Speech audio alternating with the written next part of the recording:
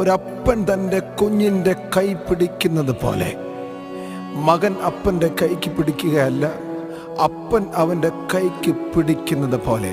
കാരണം ഒരു പക്ഷേ അവൻ്റെ കാല് കല്ലിലൊന്ന് തട്ടിയാൽ അവൻ തട്ടി വീഴാതിരിക്കാനാണ് അപ്പൻ അവൻ്റെ കൈക്ക് പിടിച്ചിരിക്കുന്നത്.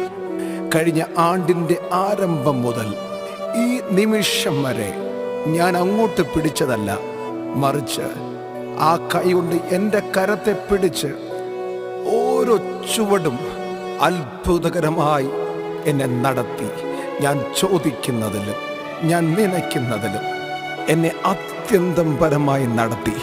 കൂട്ടുകാരിൽ പരമായി ആനന്ദ തൈലം കൊണ്ട് അഭിഷേകത്താൽ നിറച്ച് എത്ര സ്തുതിച്ചാലും എത്ര പാടിയാലും തീരാത്ത രീതിയിൽ ദൈവം എന്നെ അത്ഭുതകരമായി നടത്തുന്നു.